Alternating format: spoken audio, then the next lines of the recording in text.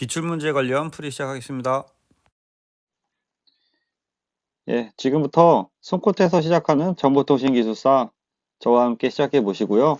좀 더 많은 자료를 원하시는 분은 보시는 카페에 오시면 체계적으로 자료가 정리되어 있습니다. 네, 안녕하세요. 이번 시간에는 맥스웰 방정식을 보겠습니다.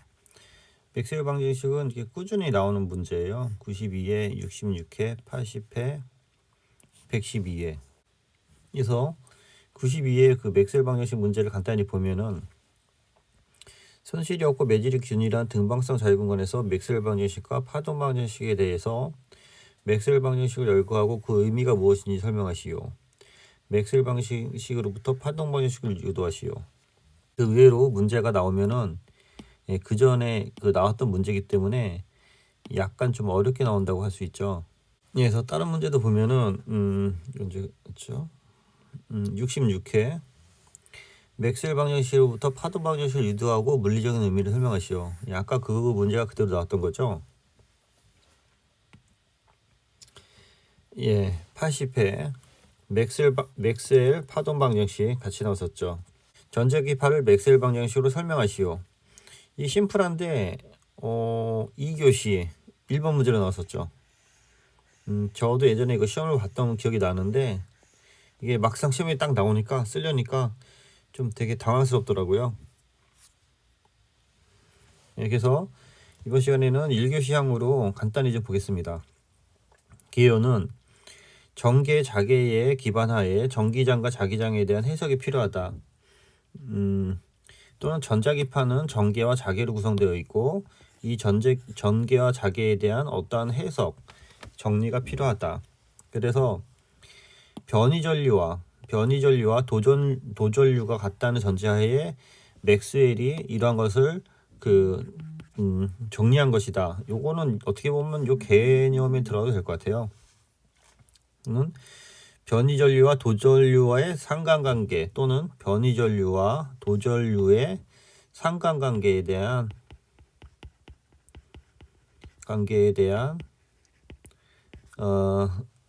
해석, 여기도 해석 또는 의미 파악이 필요하다. 그런 쪽으로 정리가 될 것 같아서 변이전류를 역무로 하면은 디스플레이스먼트 커런트가 되는 거고요.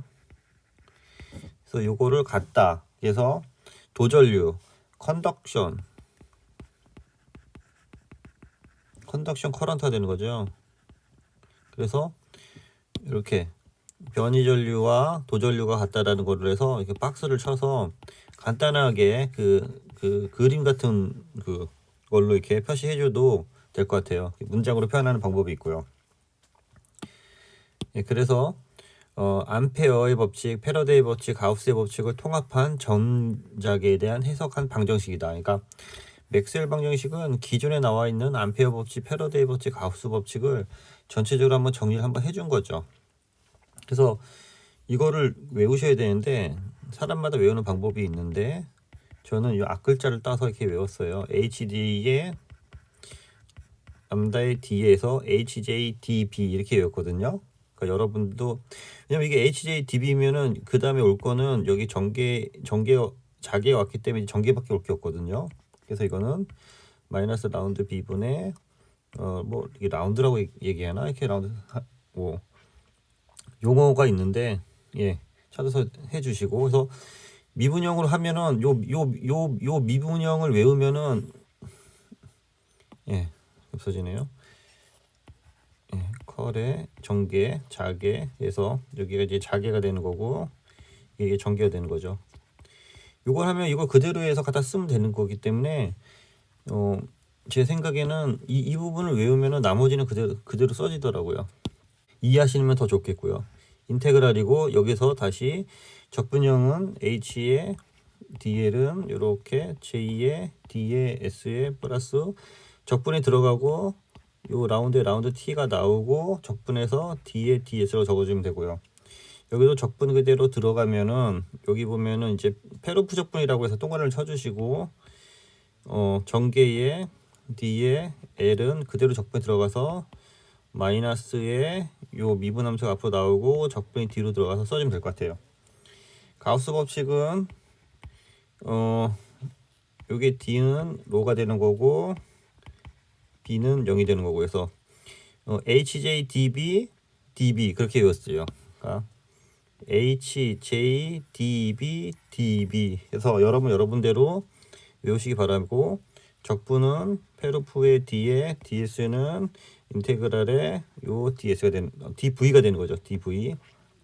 그 다음에 여기는 적분을 해주면은 다시 0이다. 그래서 요런 최소한 요 공식은 외우시고 계셔야 돼요. 최소한 이 공식을 외우고 풀 수 있게 해주셔야 돼요. 이해를 해주시면 더 좋은 거고 해서 요걸 원래 1교시항으로는 사실 쓸 수가 없어요. 요 내용이 너무 많기 때문에.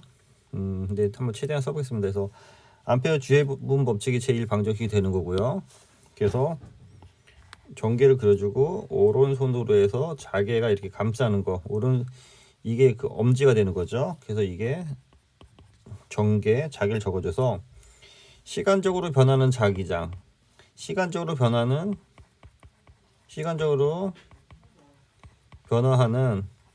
전기장, 시간적으로 변화하는 전기장, 여기 이 성분이죠. 이 성분, 전개 성분은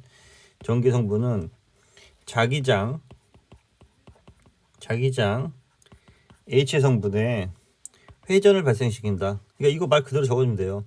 시간적으로 변하는 전개는 요 자기장의 회전을 발생시킨다.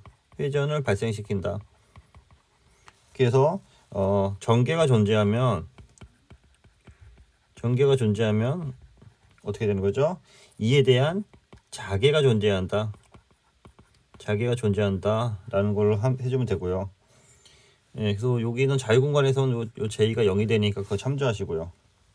그래서 이걸 수식으로 쓰면은 암페의 법칙을 그대로 와서 쓰면 되는 거고요. 근데 패러데이 법칙은 얘를 거꾸로 해주면 되는 거기 때문에 요게 시간적으로 변하는 게 이제 자개가 되는 거고, 요 반대로 이렇게 해서 여기가 전개 성분이 되는 거고 해서 자개가 존재하면 위에서 언급한 거랑 반대로 언급하면 되니까 자개가 존재하면 이 회전을 방해하려는 방향으로 전개 2가 존재한다. 그래서 얘를 방해하기 때문에 여기 마이너스가 들어가는 거예요. 마이너스 성분이. 그래서 즉 자속 밀도가 B가 되는 거죠. 자속 밀도의 시간적 변화, 시간적 변화를 방해하는 방향으로 전기장이 회전한다. 예, 뒤에 적을게요. 가우스의 전기장 자기장 법칙인데 여기 보면 전하 밀도가 있는 거고, 전하 밀도가 이렇게 발산하는 거잖아요. 이렇게. 이게 이제 가우스의 제1번 가우스의 전기장 가우스의 전기장 법칙이죠. 전기장 법칙이 돼서 이거 제3방정식이 되는 거죠. 제3방정식. 그래서 전하 밀도 요 로가 전속 밀도 그 D가 되는 거죠. 전속 밀도 D의 발산 앞으로 나가는 거죠. 발산한 양은 그 내부의 전하 밀도이다. 그래서 어느 점에서 전하 밀도가 존재하면 전하 밀도가 존재하면 그 점에서 발산이 존재한다. 그 다음에 이제 가우스의 제4법칙, 가우스의 자기장 법칙이 되는 거죠. 위가 전기장이 되니까 자기장. 그래서 이건 자석을 하나 그려주면 되는 거죠. 그래서 여기 N극과 S극이 돼서 이렇게 N에서 S극으로 이렇게 흘러주는 거. 이거 그려줘서 방향 그려주시고 해서 자석 밀도의 발산. 우리가 자석 밀도 발산은 0이다. N에서 S로 들어가니까. 그래서 즉 발산은 없다. 그래서 N극에서 S극으로 이동하고 폐곡면 이게 지금 루프가 돼 있어서 들어오죠. 그래서 이게 폐곡면이 되죠. 폐곡면에 통과하는 자석 밀도 여기 B가 되는 거죠. B의 발사는 0이다. 그런 식으로 해서 정리해 주시기 바랍니다. 그래서 이를 비교해야 되는데요. 맥스웰 방정식은 전개 자개에 대한 방정식이고 포인트 정리는 전개 자개에 대한 이동에 대한 그 에너지에 대한 그 식이 되는 거고요. 얘를 굳이 식으로 적어주면 앞에 있는 식 중에서 뭐 요거 이런 거 하나 적어주면 되겠죠. U의 라운드 H분의 라운드 T. 여기는 W의 2는 2분의 1의 휠런의 2의 제곱. 요거는 일단 적을게요. 여기 그 자개는 이 휠런 저기 2제로의 라운드 D분의 라운드 T. 이쪽은 전개 속도는 자개 속도는 2분의 1의 U의 H의 제곱. 그래서 하나만 쓰면은 유사하게 다 쓸 수 있는데요. 요거는 이제 쓰는 연습을 해보시고, 그래서 활용은 주로 맥스웰 방정식은 전자기파를 해석하는 거고, 포인트 정리는 주로 전력과 전개의 강도를 측정한다. 라고 해서 이제 향후 뭐 동향이라든지 매진말은 우리가 그 전개랑 자개에 대해서 상호작용을 이론적으로 정립한 거잖아요. 이론이 정립한 거고, 얘는 그 전자기파의 해석의 기본이 된다. 이를 통해서 최근에는 이 이론 기반으로 해서 뭐 WPT, 전개유도, 자개유도 뭐 그쪽으로 해서 이제 그 무선 전력 전송의 기본이 된다. 이런 식으로 해서 정리하고 마무리해 주시기 바랍니다. 네, 이상입니다. 수고했습니다.